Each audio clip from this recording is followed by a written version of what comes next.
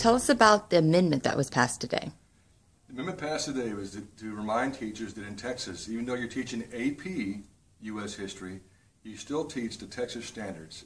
And that's clear. We found out in our standards and our side-by-side, which was brought up today when Ms. Linahan asked a question, that there's at least 181 things that are key things that we mention that are not taught in AP. For example, the Holocaust, or Martin Luther King, or the Death March of Bataan, or D-Day. All those things are not mentioned. We mention them in Texas U.S. history, but not in AP. So we're telling educators, we made it clear, you will teach the Texas essential knowledge and skills. Right. You have these charts. These are very informative to kind of give folks an idea.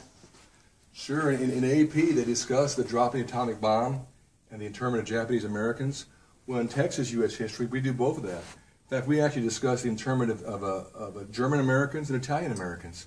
But when we discuss what's not determined here, Adolf Hitler, Truman, D-Day, the greatest military mission of all time, and the Holocaust. How can you discuss World War II, the coverage of World War II, without discussing Hitler or the Holocaust or D-Day? And all these other things, the liberation of Nazi death camps, all these things are mentioned in the Texas standards, but they're not mentioned in the new AP framework. And what justifies, like, what justification are they giving of reasons why they're not wanting to teach that? Well, they're saying it's quote, understood.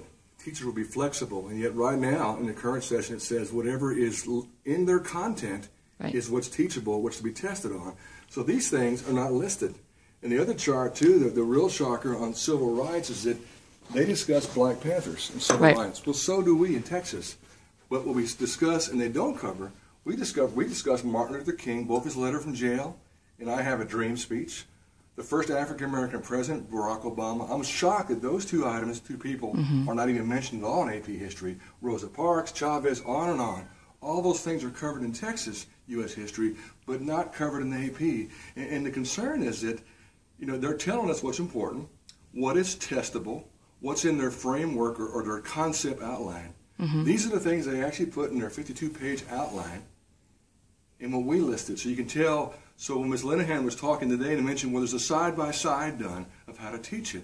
Well, that side-by-side, it listed at least 181 events or persons that we require knowledge of in Texas that are not explicitly required of in AP history. You know, this amendment was passed today, which is strong. It's a first step. It's as Thomas Ratliff said, it's more than just a statement. It's a rule that our Texas TEKS will be taught in AP and IB.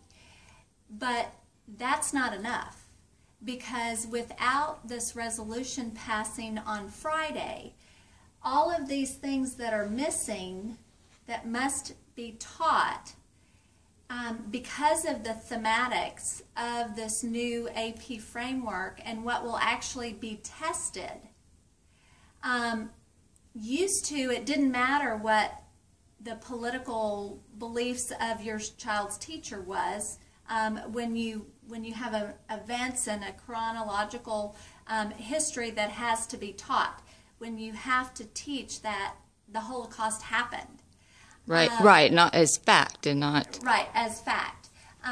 With this new framework and the progressive teaching strategies that are being implemented in classrooms all across the state and how our teachers are being trained, the theme of this AP framework must be rejected, because these things that are missing can be distorted. And that's what we saw with C-Scope. They said that C-Scope aligned with the Texas TEKS. So your scope and sequence, the teacher covered the Declaration of Independence and the Constitution. They can check that tick off. But what we found when we actually dug into C-Scope, for instance, one of the lessons on the Declaration of Independence and the Constitution went all into the Arab Spring and Libya and gave the teacher a Time magazine article that basically described the Arab Spring as a democratic process. Now, how is that? It covered the TEKS on the list, but it's how the teachers are being taught to teach and the information. And the assessment at the end isn't the kind of assessment that is knowledge fact-based, which is what our STAR end of course exams are. And so I'm calling on our State Board of Education to completely reject this AP framework and go back to our old framework that the theme was American exceptionalism, or to revamp the whole thing. Because of the thematics of this new AP framework and what will actually be tested, used to, it didn't matter what the political beliefs of your child's teacher was. When you have events and a chronological history that has to be taught, when you have to teach that the Holocaust happened. Right, not as fact and not... Right, as fact. With this new framework and the progressive teaching strategies that are being implemented in classrooms all across the state, and how our teachers are being trained, the theme of this AP framework must be rejected, because these things that are missing can be distorted. And that's what we saw with C-Scope.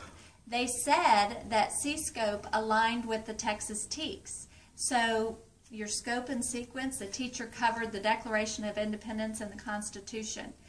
They can check that TEK off. But what we found when we actually dug into C-Scope, for instance, one of the lessons on the Declaration of Independence and the Constitution went all into the Arab Spring and Libya, and gave the teacher a Time magazine article that basically described the Arab Spring as a democratic process. Now, how is that? It covered the TEKS on the list, but it's how the teachers are being taught to teach, and the information. And the assessment at the end isn't the kind of assessment that is knowledge fact-based. Or, like the example, a teaching strategy could be to give half the class the assignment to prove that the Holocaust didn't happen. And if you can prove that that did happen on that AP exam, you can get, you can hit your numbers if you have good arguments and you can debate it. Half the class you give the assignment to prove it did happen. Half that class you're sending out on the out on the internet to research whether the Holocaust didn't happen. What are the kind of sites that our children are going to be sent to that their argument is that the Holocaust didn't happen? I, for one, do not want my child going into an anti-Semitic site. Well, again, but why would I don't want my children taught that you can, if you don't like something in history, well, then you just need to come up with a good reason why it didn't happen, so therefore it didn't happen. So to even allow our children to debate if something that happened, a fact, that perhaps it didn't, I don't. Very dangerous. It is. It's very dangerous, because that's just not how the world works. That's well, and they'll say, "Well, this is at a college level, right. Critical thinking."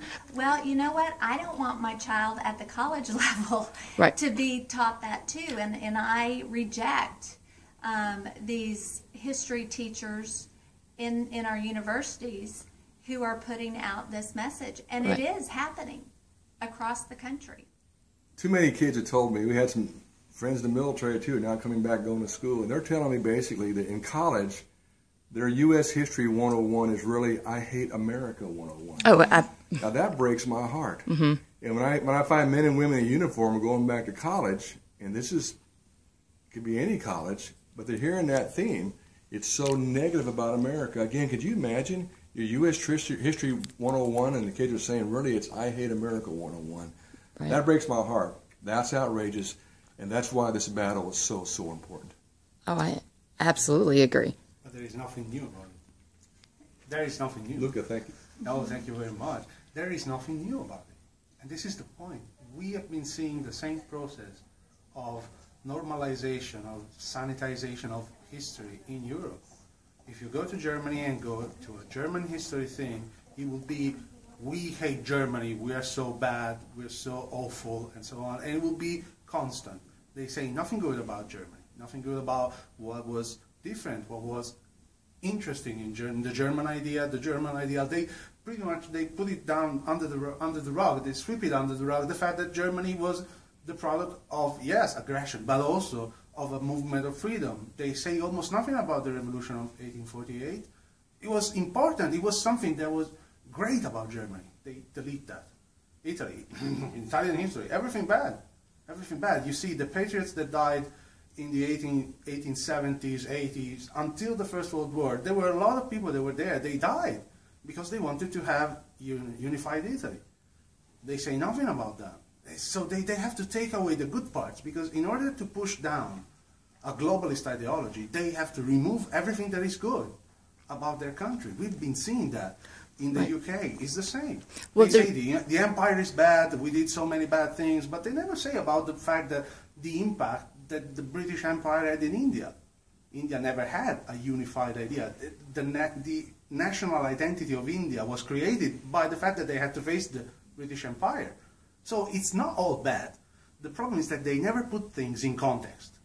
Mm-hmm. Say, having an American history curriculum that says America is great, full stop. That's not correct. It's not the right way to put things. You need to say, yes, we have made very good things. We have made some mistakes. That's how you grow as a country. But if you just go there and you say only bad things about America, well, you say, well, what's so great about this America thing after all? Let's go to the UN. We'll have a global government that will be peace and everything will be happy. Same thing with the Holocaust. The Holocaust cannot be described. You say, oh, yeah, it's open for debate. No, sorry. 6 million people plus the other 5 million, because people tend to forget that 11 million people died in the Holocaust. It's not just 6 million Jews. Then you had the rest. Right. Homosexuals, they were exterminated. People that had physical and mental disabilities, they were exterminated. Gypsies were exterminated. Political prisoners were exterminated. How can you say that this is not a fact? But if you want to create confusion in the mind of a child, it's it. And then you also send them out, and you open them to revisionist history, a jihadi vision of the world, and so this is the point. You cannot have certainty. But you see, when you see in the history what they care about, oh yeah, we care about the Black Panthers. But sure, why don't you talk about Martin Luther King? Yes. Maybe because then you have to say that he was a Republican. Or that's just me, what do I know? I'm just a conservative. Or in civil rights, the election of the first African-American president. In 2010, we put that in Texas standards. Whether you disagree or agree with President Barack Obama, he's the first African-American, a major milestone in history. Texas mentions that, but the AP U.S. history leaves that out. You don't make a discussion where you say, okay, this is how it happened. There are some people who say this, and some people who say that. That's the correct way of presenting an historical fact.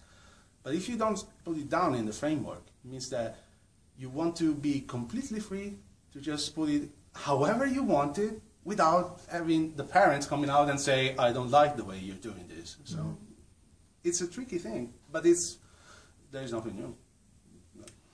Well, in your story that you've been telling all across Alabama and Florida, that you took your vacation to come to the United States, and you said it wasn't because you were such a great guy. It was actually because you're selfish. Yeah, I know. You're just giving away. You're just giving away the best part of the speech. People will not come to see. No. Cool. Just forget that. Forget that. No, but that is true. That is true. That's pretty much the point. When you see that they're rewriting history because they want to change the soul of a country, that's what they did. Italy wasn't like that 50 years ago. Germany wasn't like that. And right now you see that in Germany you're starting to see the opposite reaction. They say so many bad things about Germany. The German nationalism is coming back.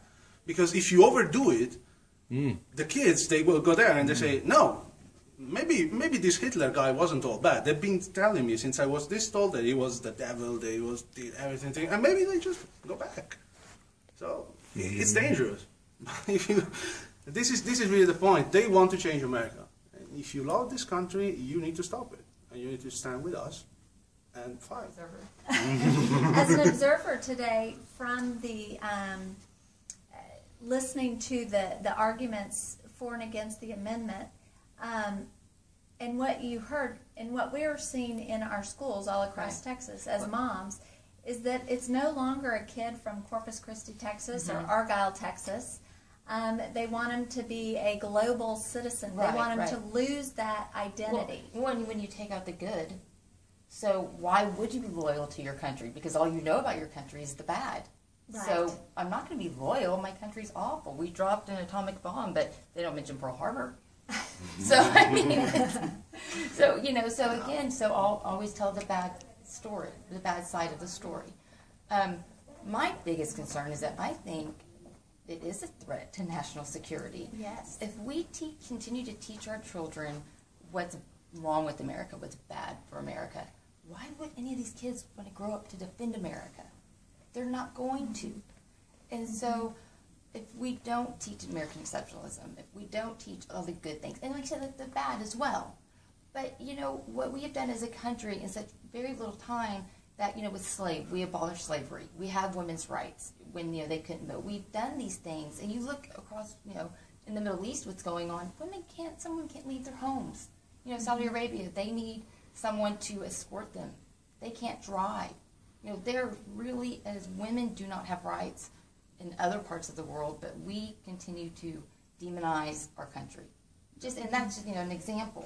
So I don't know. What I kept hearing was from one of the state board that she couldn't understand what the big problem was.